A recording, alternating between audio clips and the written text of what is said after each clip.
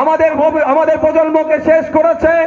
আগামী প্রজন্মকে শেষ করার জন্য শুভেন্দু অধিকারী মহাশয়েরা বর্তমান যে দলের হাত ধরেছে, সেই শুভেন্দু অধিকারী মহাশয়ের বর্তমান দল ন্যাশনাল এডুকেশন পলিসি 2020 নামে যে প্রকল্প নিয়ে আসছে, সেই প্রকল্পের মাধ্যমে আর এই গরিবের ছেলেরা, পানবড় যে কাজ করা লোকের ছেলেরা, কৃষকের সন্তানেরা, ভ্যান চালকের সন্তানেরা ভিন্ন রাজ্যে গিয়ে দিন রাত পরিশ্রম করে কাজ করছে যারা, তাদের সন্তানদের পড়াশোনার আর কোনো স্কোপ রাখবে না। এই শুভেন্দু অধিকারীর বর্তমান যে দলে আছে, এই দল ন্যাশনাল এডুকেশন পলিসি নিয়ে এসেছে। তাই বলবো, সময় এসেছে, একদিকে যেমন চাকরি চুরি করে আমাদের ভবিষ্যৎগুলোকে নষ্ট করছে, মেধাগুলোকে চুরি করেছে, তাই অপর দিকে তাদের যেমন জবাব দিতে হবে। আর শুভেন্দু অধিকারী মহাশয় বর্তমান যে দলে আছে, সেই দল যে পলিসি নিয়ে এসেছে, আমাদের বাচ্চাগুলোর দিন আনে দিন খানে যারা যায় খারাপ, তাদের যা দিন আনে দিন খায় যারা, তাদের সন্তানগুলোকে, তথা দলিতের সন্তান, তথা আদিবাসীর সন্তান, তথা মুসলমানদের ছেলে মেয়েগুলো যারা আর্থিকভাবে দুর্বল, তাদেরকে আর পড়াশোনার মুখ না দেখানোর সুকৌশলে পরিকল্পনা করছে। যারা আমাদের দলিতকে নষ্ট করার চেষ্টা করছে শিক্ষা থেকে, আদিবাসী সন্তানগুলোকে যারা আর্থিকভাবে দুর্বল, তাদেরকে আরো শিক্ষা থেকে দূরে ফেলে দেওয়ার চেষ্টা করছে।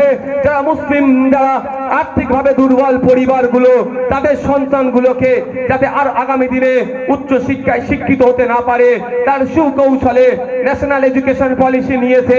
এক কথায়, যারা আমরা বঞ্চিত সমাজের মানুষ, অত্যাচারী সমাজের মানুষ, নিপীড়িত সমাজের মানুষ, নিষ্পেষিত সমাজের মানুষ, তাদেরকে আরো শোষণ করার চেষ্টা করছে বর্তমান শুভেন্দু অধিকারী যে দলে আছেন, সেই দল। সুতরাং আমাদের সময় এসেছে শুভেন্দু অধিকারী মহাশয়দের দলের বিরুদ্ধে যেমন ভোট দেবো, চাকরি চুরিদের বিরুদ্ধে একইভাবে ভোট দেবো। এই বিজেমুলের বিরুদ্ধে ভোট দিতে হবে।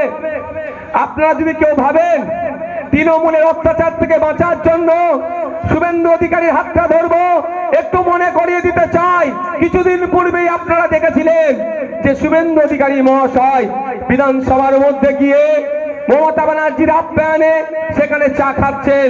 আর আপনারা যদি বলেন এই শুভেন্দু অধিকারীকে দিয়ে তৃণমূলের হাত থেকে বাঁচবো, তৃণমূলের অত্যাচার থেকে বাঁচবো, তাহলে দিবা স্বপ্ন ছাড়া আর কিছুই নয়।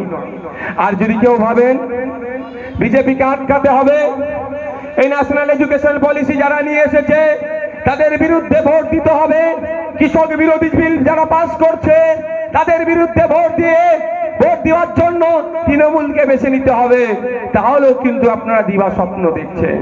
কদিন আগে একটা ভিডিও দেখলাম, ঘাটালের বিজেপির প্রার্থী বলছেন যে আমি অফিসে গিয়েছিলাম, কামাক স্ট্রিটে বা তৃণমূলের অফিসে গিয়েছিলাম আমার দলের অনুমোদন নিয়ে, বিজেপির অনুমতি নিয়ে তৃণমূলের অফিসে যাচ্ছে। মানে বুঝতে পেরেছেন, দিনের শেষে এরা বিজেমূল।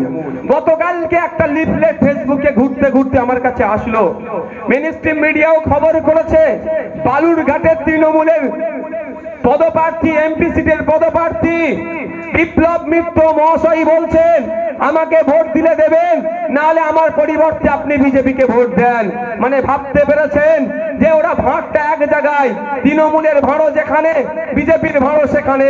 সেই ভাঁড়টা হচ্ছে আরএসএস, যে আরএসএস বঞ্চিত মানুষের জন্য সবসময় ভয়ঙ্কর রূপ ধারণ করে অত্যাচারী মানুষদেরকে আরো কিভাবে শোষণ করা যাবে, আরো সেই পরিকল্পনা বারবার নিচ্ছে।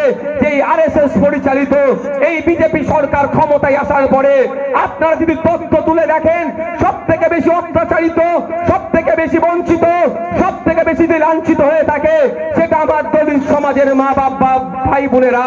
এই আরএসএস পরিচালিত বিজেপি সরকার আসার ফলে আমার আদিবাসী জমি জঙ্গলের উপরে সব থেকে বেশি প্রকোপ পড়েছে, সব থেকে বেশি কেড়ে নিয়েছে। এই আরএসএস পরিচালিত বিজেপি সরকার আসার ফলে হিন্দু মুসলমানের মধ্যে বিভাজন সব থেকে বেশি হয়েছে।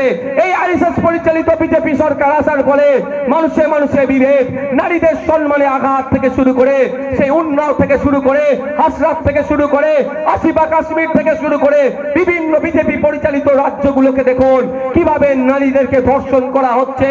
শুধু ধর্ষণ করে ক্ষান্ত হয়নি, এই বর্বর বিজেপি সরকারের আমলে তাদেরকে জ্বালিয়ে জেন্দা জ্বালিয়ে দেওয়া হচ্ছে। ঠিক যেভাবে পশ্চিম বাংলাতে আমরা নদিয়ার হাঁসখালিতে দেখেছিলাম আমার দলিত বোনের উপরে অত্যাচার হয়েছিল। এই বিজেপি সরকার আরএসএস দ্বারা পরিচালিত, এর ভাঁড়টা নাগপুরে, আর তৃণমূলেরও ভাঁড় কোথায়? নাগপুরে। সেই জন্য বলছে ভোট দেওয়ার আমাকে হলে দাও, না হলে আমাকে না ভোট দিলে বিজেপিকে দেবে। বুঝতে পারছেন?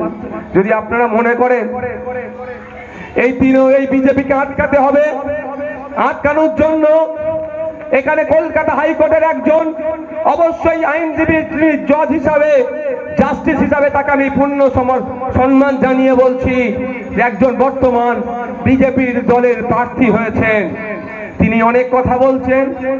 আমি তার কথাকে সম্মান দিয়ে শুধু এতটুকু বলতে চাই, যিনি গান্ধী আর গডসের মধ্যে কাকে বেছে নেবেন, এই বেছে নেবার সৎ সাহসটুকু দেখায়নি। আগামী দিনে পার্লামেন্টে গিয়ে ধর্মনিরপেক্ষতার উপরে প্রশ্ন উঠবে, এই সমাজতান্ত্রিকতার বিরুদ্ধে যখন কথা বলবে, গণতন্ত্রের বিপক্ষে যখন কথা বলবে, তিনি কিভাবে প্রতিবাদ করবেন? যখন চাকরি চুরিদের বিরুদ্ধে কথা হবে, তিনি কিভাবে প্রতিবাদ করবেন?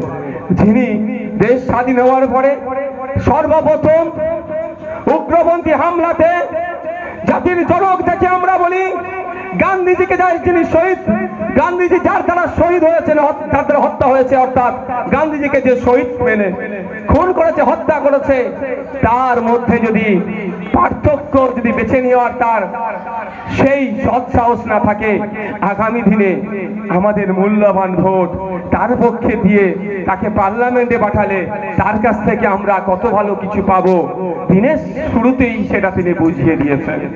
তাই সময় এসেছে না শুভেন্দু অধিকারী মহাশয়ের বর্তমান দলকে ভোট দেবো আমরা, না শুভেন্দু অধিকারী মহাশয়ের প্রাক্তন দলকে আমরা ভোট দেব। সময় এসেছে ভরসার স্থল, আশার স্থল এই খামচিহ্নকে আগামী মাসের 25 তারিখে খামচিহ্ন বোতাম টিপে প্রেস করে বিপুল ভোটে জয়যুক্ত করে পার্লামেন্টে আমরা জনগণের জনপ্রতিনিধিকে পাঠাবো। হবে তো নাকি ভাই? অনেকে অনেক কথা বলবে, কথা মাথা দিয়ে কোনো লাভ নাই। অনেকে অনেক কিছু বলবে, অনেক ভয় দেখাবে। ভয় দেখিয়ে দেখিয়ে আজকে তো আমরা এই জায়গায় এসে দাঁড়িয়েছি ভাই, এই জায়গায় তো দাঁড়িয়েছি। আমার নামে অনেক সুনাম করেছে, আমার অত সুনামের দরকার নাই। আমার নামের সাথে অনেক বিশ্লেষণ যুক্ত করেছে, আমি অত তো যাচ্ছি না। আমি শুধু একটা কথা আপনাদের বলবো, একটা কথা বলবো। আমি আমার পরিবারের ঐতিহ্যের কথা সবটা আমি যাচ্ছি না, শুধু একটা কথা বলবো। আমার শিক্ষাগত যোগ্যতা খুব বেশি নয়, আর ফেলে দেওয়ার মতোও নয়, কিছুটা হলেও আছে। আমি যে পরিবার থেকে এসেছি, আমার সমবয়সী আমার যারা কাজিন ব্রাদাররা আছে, খোঁজ নিয়ে দেখুন এখন তারা কোথায়। এই সন্ধ্যা হবে, গাড়ি নিয়ে বার হবে, তার মতো তারা যে যার গন্তব্যস্থলে যাবে, আপনারা তাদেরকে ডাকেন। অনেকে আপনাদের মধ্যে এখানে আছেন ধর্মীয়ভাবে যারা মুসলিম, ভিন্ন ধর্মের মানুষদের মধ্যে আছে যারা ধর্মীয় পরিচয়ে মুসলিম, তারা ডাকেন।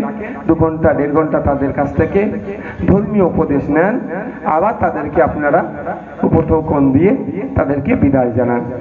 কিন্তু আমি এখানে এসেছি, কি আমাকে 5 পয়সা দেবে নাকি?